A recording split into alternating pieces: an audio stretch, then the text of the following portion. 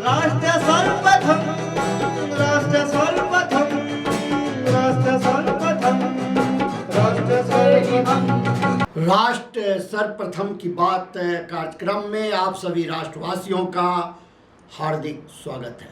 प्रधानमंत्री नरेंद्र मोदी ने आज सुबह अपने संसदीय क्षेत्र वाराणसी के बनारस रेलवे स्टेशन से 4 नई वंदे भारत एक्सप्रेस ट्रेनों को हरी झंडी दिखाकर रवाना किया। कार्यक्रम में केंद्रीय रेल मंत्री अश्विनी वैष्णव और उत्तर प्रदेश के मुख्यमंत्री योगी आदित्यनाथ भी उपस्थित रहे। ये नई ट्रेनें बनारस खजुराहो, लखनऊ, सहारनपुर, फिरोजपुर दिल्ली और एर्नाकुलम से बेंगलुरु मार्गों पर चलेगी। इन 4 नई सेवाओं के साथ देश भर में संचालित वंदे भारत ट्रेनों की कुल संख्या अब 164 हो गई है। इस अवसर पर अपने संबोधन में प्रधानमंत्री ने कहा कि विकास की आधारशिला इंफ्रास्ट्रक्चर है। इंफ्रास्ट्रक्चर होने के बाद विकास की प्रक्रिया अपने आप शुरू हो जाती है। उन्होंने कहा कि वंदे भारत, अमृत भारत, नमो भारत भारतीय रेल की अगली पीढ़ी की नींव तैयार कर रहे हैं और भारतवासियों को एक अच्छी रेल सुविधा मिलना अति आवश्यक है। साथियों, दुनिया भर के विकसित देशों में आर्थिक विकास का बहुत बड़ा कारण वहां का इंफ्रास्ट्रक्चर रहा है। जिन भी देशों में बड़ी प्रगति, बड़ा विकास हुआ है, उनके आगे बढ़ने के पीछे बहुत बड़ी शक्ति वहां के इंफ्रास्ट्रक्चर डेवलपमेंट की है। अब मान लीजिए कोई इलाका है, लंबे समय से वहां रेल नहीं जा रही है, रेल की पटरी नहीं है, ट्रेन नहीं आती है, स्टेशन नहीं है, लेकिन जैसे ही वहां पटरी लग जाएगी, स्टेशन बन जाएगा, उस नगर का अपने आप विकास शुरू हो जाता है। किसी गांव के अंदर सालों से रोड ही नहीं है, कोई रास्ता ही नहीं, कच्चे मिट्टी के रास्ते पर लोग जाते आते रहते हैं, लेकिन जैसे ही एक छोटा सा रोड बन जाता है, किसानों की आवाजाही, किसानों का माल वहां से बाजार में जाना शुरू हो जाता है।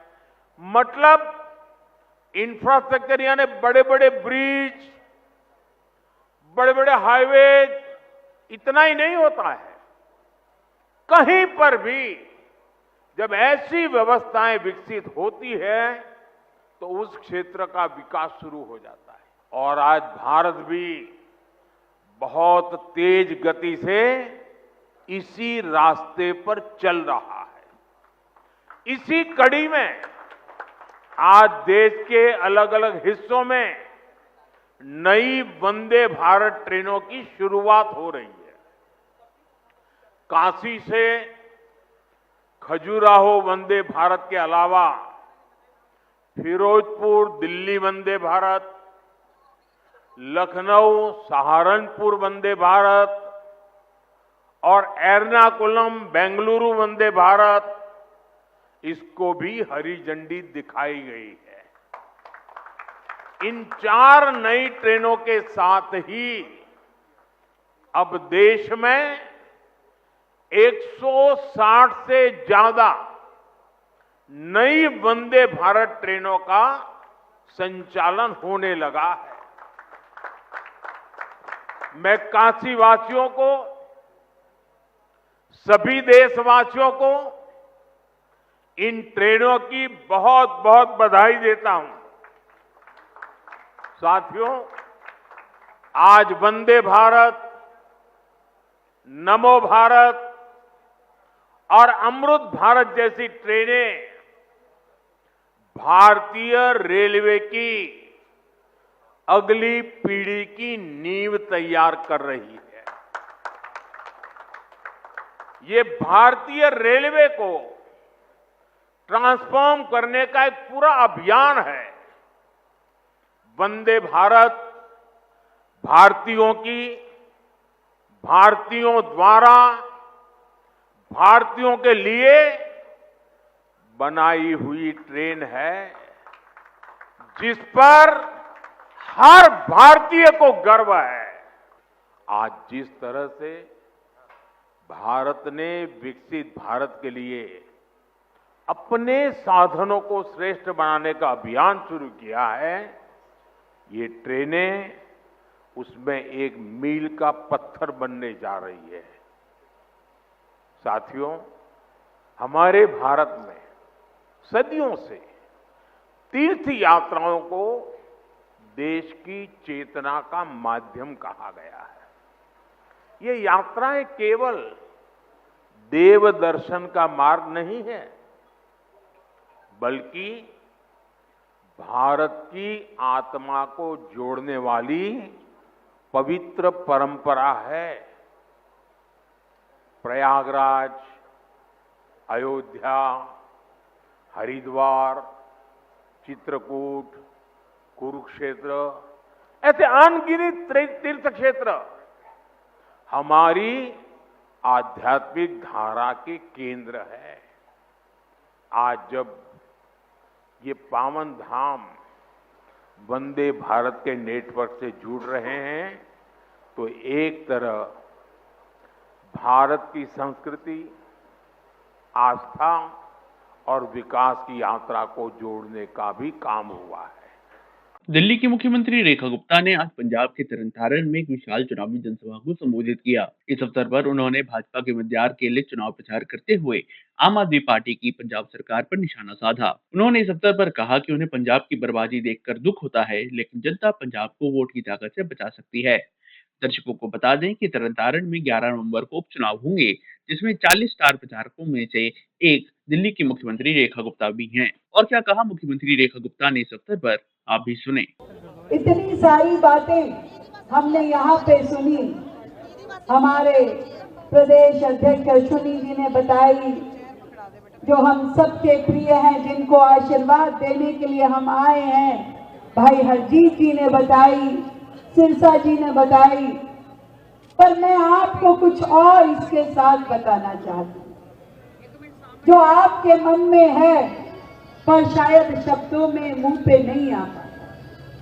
ऐसा कौन सा तरनतारन का आदमी है जिसको पता नहीं कि इतने सालों में जो पंजाब की दुर्गति हुई, जो तरनतारन की दुर्गति हुई, उसके पीछे कौन है।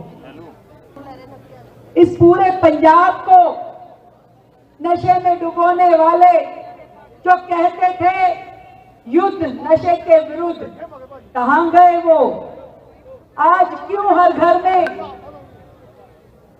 हर बच्चा, हर युवा नशे की लिप्त में, हर माँ, हर बाप दुखी है। पूरा का पूरा पंजाब इस नशे में डूब गया है। घर घर में ये बीमारी पहुंच गई है। जो पंजाब रंगों में खुशहाल होना चाहिए था, आज उसकी सारी माएं रो रही हैं। क्या ये पंजाब, इसी पंजाब के सपने देखे थे हमारे शहीदों ने, जिन्होंने देश की आजादी पे कुर्बानी दे दी? क्या ऐसे ही पंजाब के लिए सोचा था? मैं आज दिल्ली से आपकी बहन आई हूँ। मेरा जन्म भी हरियाणा का है, जब हरियाणा पंजाब पूरा एक परिवार है। मुझे दर्द होता है, मुझे तकलीफ होती है। जैसे दिल्ली को बर्बाद किया, आज पंजाब को बर्बाद कर रहे हैं। मैं हाथ जोड़ के आप सबको कहना चाहती हूँ, पंजाब को बचाना है, हमारे परिवारों को, हमारे युवाओं को बचाना है, और बचाने की ताकत भी आप में है। केवल एक वोट की ताकत से आप अपने पंजाब को बचा सकते हो। सब कुछ है, मोदी जी ने सब दिया। आज ही ट्रेन भी चालू की, दिखान है ना, बुलेट ट्रेन जो हमारी दिल्ली तक जा रही है, आज वो भी चालू हुई। सब कुछ है मोदी जी के राज में, जो उन्होंने देश में ईमानदारी से पानी, घर, अनाज, बिजली, investment, infrastructure, road, flyover, hospital, college, school, हर चीज मोदी जी के राज में पूरे देश में मिल रही है। पंजाब क्यों महरूम रहे? जहां जहां डबल इंजन की सरकार है, वहां वहां तरक्की है, और जहां जहां डबल इंजन की सरकार नहीं है, वहां भ्रष्टाचार है। भ्रष्टाचार में डूबी हुई सरकार है। मैं आप सबको कहना चाहती हूँ, 11 तारीख को एक बार सब मिल करके गुरु साहब का नाम लेके, उनका जयकारा करके, इस बार वोट कमल के फूल पे डाल दो। पूरे के पूरे पंजाब में एक नई बहार आएगी। ये हमारा भाई हरजीत जीता है, आपकी सेवा में काम किया है, आगे भी काम करेगा। आपका साथी है, आपके दुख सुख में खड़ा रहने वाला ये बंदा गुरु साहब का बंदा है, जिसने अपने लिए कभी कुछ नहीं सोचा। ये तरन तारण की जनता के लिए जीना चाहता है, तरन तारण की सेवा में लगना चाहता है। पंजाब से नशा उखड़ जाए, पंजाब से भ्रष्टाचार खत्म हो जाए, पंजाब में नई समृद्धि आ जाए और डबल इंजन की सरकार जब आप लोग बना लोगे, एक नया सवेरा, जैसे दिल्ली में सालों बाद नया सवेरा हुआ है, अब पंजाब को जरूरत है कि पंजाब और दिल्ली, हरियाणा सब मिलकर के एकजुट होकर के तरक्की करें और पूरा देश आगे बढ़े, पंजाब आगे बढ़े। गृह मंत्री अमित शाह ने आज पूर्णिया में एक चुनावी जनसभा को संबोधित किया। इलाके के बनमनखी स्थित गोरेलाल मेहता कॉलेज खेल मैदान में विशाल जनसभा को संबोधित करते हुए उन्होंने एनडीए के विकास एजेंडे को प्रस्तुत किया। उन्होंने इस अवसर पर महागठबंधन पर तीव्र आरोप भी लगाए और कहा कि जंगल राज को रोकने का कार्य जनता को करना होगा। और क्या कहा गृह मंत्री ने इस अवसर पर, आप भी सुने। नीतीश बाबू ने जंगल राज समाप्त कर दिया है। ये जंगल राज नए चेहरे के साथ भेष बदलकर नए कपड़ों के साथ आ रहा है। कमल छाप पर बटन दबाइए और जंगल राज को रोकने का काम करिए। भाइयों बहनों, मोदी जी ने बिहार के विकास के लिए ढेर सारे कदम उठाए हैं। यहां पर पूर्णिया, अररिया, कटिहार, सहरसा, सुपौल, किशनगंज, मधुबनी, दरभंगा, सीतामढ़ी, ये पूरा देश के 90% मखाना का उत्पादन यहां होता है, मखाना की खेती होती है। मेरी बात ध्यान से सुनो, मोदी जी ने मखाना बोर्ड बनाकर हमारे सीमांचल का, मिथिलांचल का मखाना पूरे देश और दुनिया में जाए, इसकी व्यवस्था नरेंद्र मोदी जी ने की है। नरेंद्र मोदी जी पूर्णिया में डेयरी उद्योग को बढ़ाने के लिए सेक्स सॉर्टेड सीमेंट, जिसके माध्यम से गाय को बछड़ी ही आएगी, इस प्रकार की व्यवस्था नरेंद्र मोदी जी करने जा रहे हैं। नरेंद्र मोदी जी। भाइयों बहनों, भव्य राम मंदिर अयोध्या में बन गया है। सीता माता हमारे बिहार की बेटी है। भाइयों बहनों, 2 महीना पहले सीतामढ़ी में नीतीश बाबू और मैंने सीता माता के भव्य मंदिर का नींव डालने का काम किया है। नींव डाल, और मैं कह कर जाता हूं, 2.5 साल में 850 करोड़ के खर्चे से सीतामढ़ी में भव्य सीता मंदिर बनाने का काम हम करेंगे। और जैसे ही मां सीता का मंदिर बन जाएगा, सीता जी के मंदिर और राम मंदिर को जोड़ने के लिए उसी दिन एक वंदे भारत ट्रेन बिहार से अयोध्या तक चलाई जाएगी। अयोध्या तक। बिहार का विकास केवल और केवल नरेंद्र मोदी कर सकते हैं। नरेंद्र मोदी। हमारी एनडीए सरकार बनने के बाद पूर्णिया को नया एयरपोर्ट मिला, बनमनखी को अपना रेलवे स्टेशन मिला, भोला पासवान शास्त्री के नाम पर कृषि कॉलेज मिला, पटना पूर्णिया एक्सप्रेस वे मिला, मखाना बोर्ड मिला।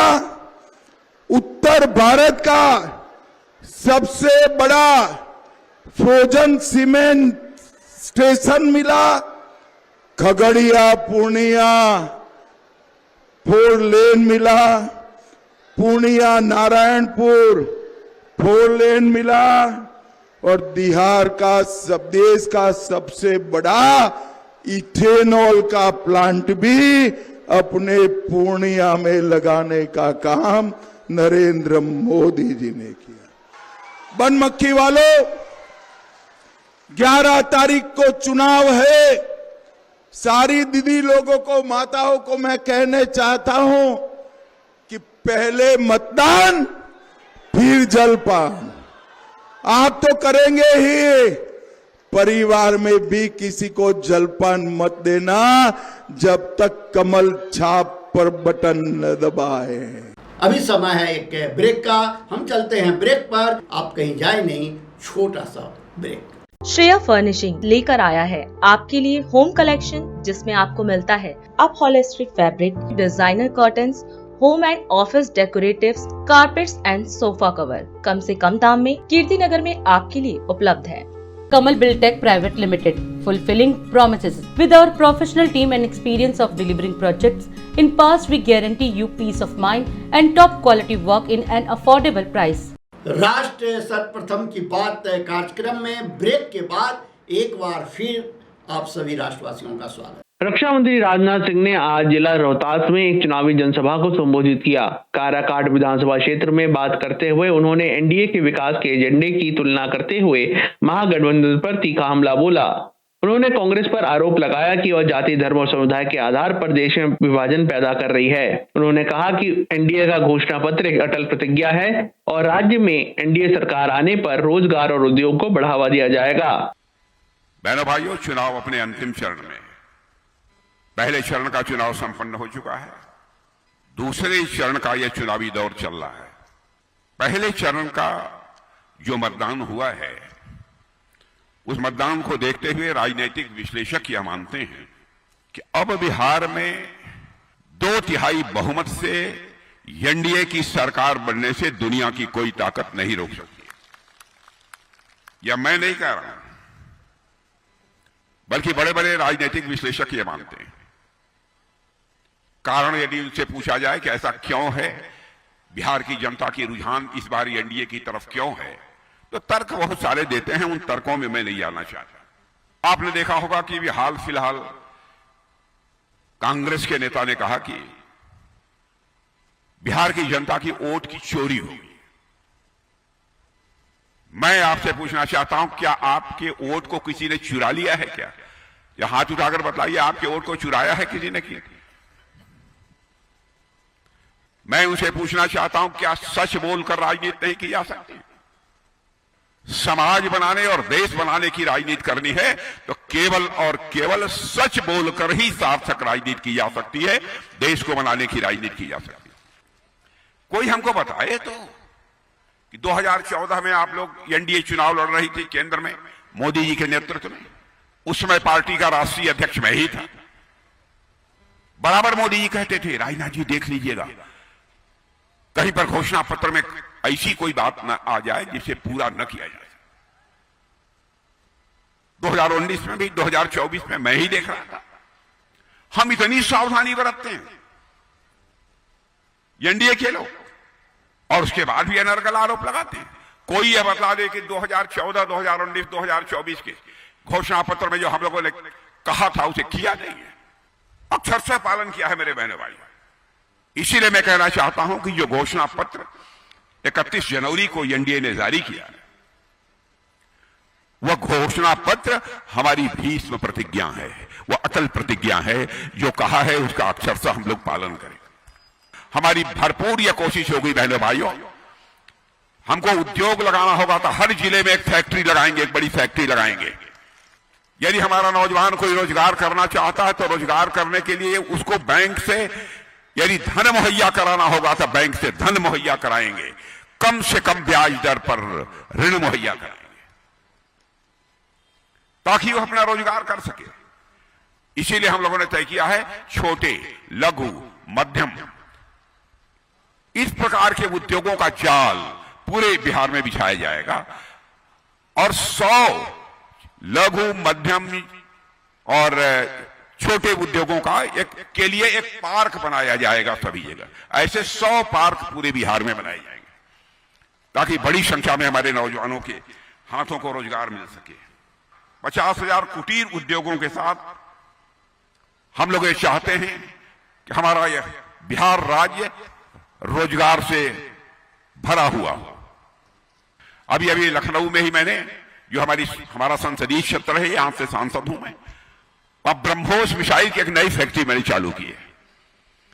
बहनों भाइयों, ऐसे ही जैसे तमिलनाडु और उत्तर प्रदेश में डिफेंस कॉरिडोर है, तो हम लोगों ने घोषणा पत्र में कहा है यहां पर एनडीए की सरकार बनने के बाद यहां पर भी बिहार में डिफेंस कॉरिडोर होगा। इसलिए बहनों भाइयों, मैं आपसे यही कहने आया हूं कि आपका आशीर्वाद, आपका समर्थन हमारे प्रत्याशी को, महाबली सिंह जी को मिलना चाहिए।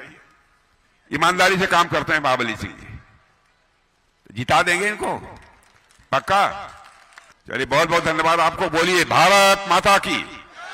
कांग्रेस नेत्री प्रियंका गांधी वाड्रा ने आज बिहार के कड़वा में एक चुनावी जनसभा को संबोधित किया। इस अवसर पर महिलाओं से बात करते हुए उन्होंने कहा कि बिहार की मांग आज महागठबंधन सरकार की है। उन्होंने कहा कि पिछले 10 सालों में महिलाओं को किसी ने नहीं पूछा, लेकिन चुनाव आते ही महिलाओं के प्रति सभी का रुझान बढ़ गया है। उन्होंने महिलाओं से कहा कि वो अपने वोट को व्यर्थ ना करें और चुनाव में अपने मताधिकार का सख्त प्रयोग करें।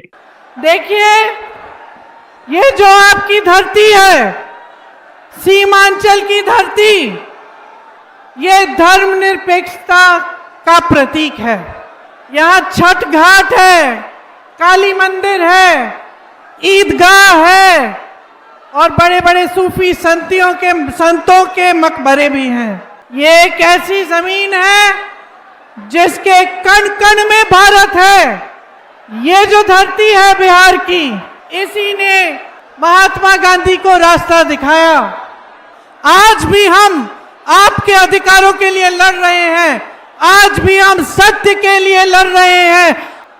ये हमारे संविधान ने आपको एक सबसे बड़ी शक्ति दी है, जिससे आप इस देश की सरकार, इस प्रदेश की सरकार के लिए आप खुद निर्णय ले सकते हैं। और आज आपने देखा है कि संविधान को कमजोर करने की पूरी कोशिश भाजपा वालों ने की। देखो, मैं महिला हूं तुम्हारी तरह, मैं समझती हूं कि महिला होने का मतलब क्या है। चाहे किसी भी परिवार की महिला हो, समाज की सहायता नहीं मिलती, संघर्ष अपना होता है। चाहे किसी भी परिवार की महिला हो, बाहर जाके काम करती है, घर आके भी काम करती है, उसका एक अलग बहुत गहरा संघर्ष होता है।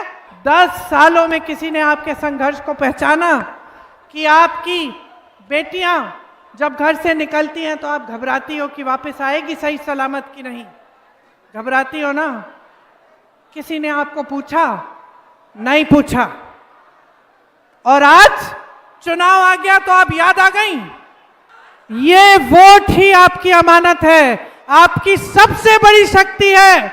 इसको व्यर्थ मत करो, इनकी बातों में मत पड़ो, बहुत हो गया है।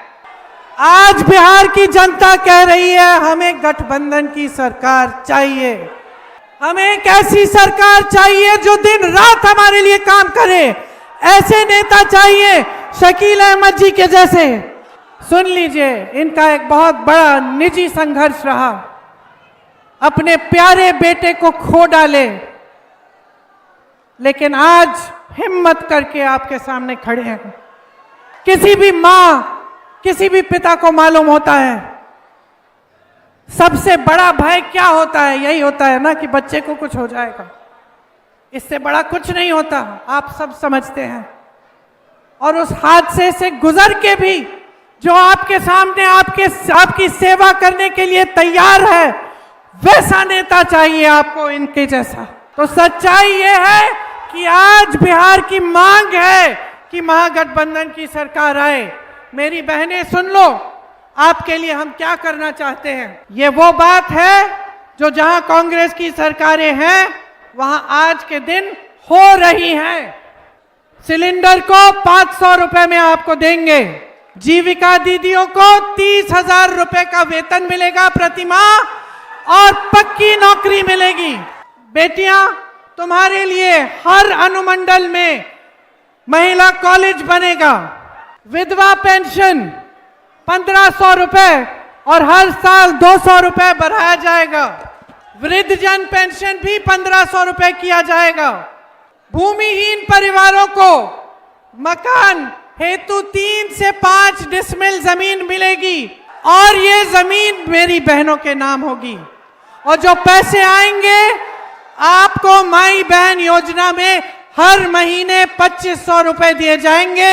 आपके पूर्वज जिन्होंने किसान आंदोलन किया, जिससे हमारा सत्याग्रह शुरू हुआ, जिससे हमारा देश आजाद हुआ, उनके लिए और आने वाली भविष्य की जो पीढ़ी है उसके लिए, अपने छोटे छोटे बच्चों के लिए एक महान बिहार, एक महान जनता जो इस बिहार का निर्माण कर पाए, जिसे मौका मिले, जिसे सरकार एक समान दृष्टि से देखे और सबको इकट्ठे आगे बढ़ाने का काम करे।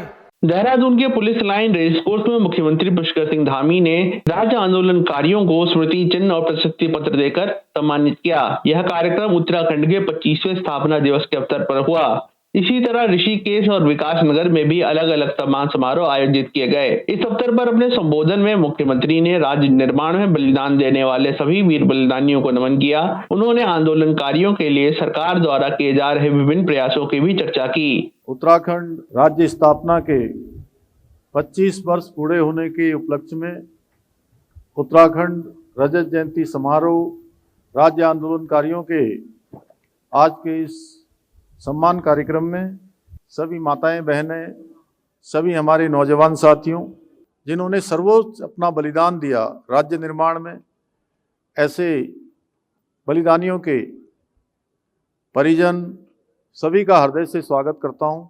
आप सबका अभिनंदन करता हूं और आप सभी को उत्तराखंड राज्य स्थापना के 25 वर्ष पूरे होने के अवसर पर रजत जयंती पर्व की भी हार्दिक बधाई देता हूं, हार्दिक शुभकामनाएं देता हूं। हमारी सरकार ने राज्य आंदोलनकारियों को सम्मान को हमेशा सर्वोच्च प्राथमिकता दी है।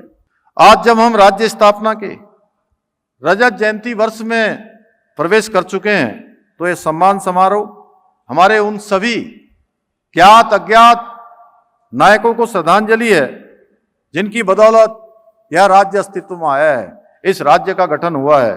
इसलिए हमने आंदोलनकारियों के योगदान को ध्यान में रखते हुए आर्थिक, सामाजिक और पारिवारिक स्तर पर उन्हें सम्मानित करने के लिए कई कदम उठाए हैं। हम एक और जहां आंदोलन के दौरान जेल गए या घायल हुए आंदोलनकारियों को प्रतिमाह 6000 रुपये की पेंशन अभी प्रदान कर रहे हैं, वहीं अन्य चिन्हित आंदोलनकारियों को प्रतिमाह 4500 रुपये की पेंशन दी जा रही है। साथ ही आंदोलन के दौरान विकलांग होकर पूर्णतः शैय्याग्रस्त हुए आंदोलनकारियों को 20,000 रुपये की सम्मान पेंशन दी जा रही है। इतना ही नहीं, शहीद आंदोलनकारियों के आश्रितों को प्रतिमाह 3000 रुपये की पेंशन भी प्रदान की जा रही है। पेंशन प्राप्त आंदोलनकारियों की मृत्यु के बाद पति या पत्नी को वही पेंशन दी जा रही है ताकि परिवार को सफलतापूर्वक सहायता मिल सके। साथ ही आंदोलनकारियों के लिए राज्य परिवहन निगम की बसों में निःशुल्क यात्रा की सुविधा भी उपलब्ध कराई गई है। इसके अलावा आंदोलनकारियों के 2 बच्चों को राजकीय विद्यालयों और महाविद्यालयों में निःशुल्क शिक्षा दी जा रही है। साथ ही उनके आश्रितों को सरकारी सेवा में 10% आरक्षण का लाभ भी प्रदान किया जा रहा है। तो मैं आज इस अवसर पर कुछ घोषणाएं यहाँ पर करना चाहता हूँ। शहीद राज्य आंदोलनकारियों के नाम पर उनके क्षेत्र की मुख्य अवस्थापना सुविधाओं का नामकरण उन राज्य आंदोलनकारियों के नाम पर किया जाएगा। जितने भी हमारे शहीद स्मारक हैं उन सभी का नवीनीकरण, उनका सौंदर्यीकरण किया जाएगा। और अधिक खबरों के लिए आप हमारे YouTube चैनल दैनिक इंडिया दर्पण को अभी सब्सक्राइब करें और नोटिफिकेशन के लिए बेल आइकन को प्रेस करना ना भूलें। आज हम इस कार्यक्रम में आपसे विदा लेते हैं। आप अन्य खबरों के लिए बने रहे। राष्ट्र सर्वप्रथम, वंदे मातरम, जाग उठा है भारत। राष्ट्र सर्वप्रथम, राष्ट्र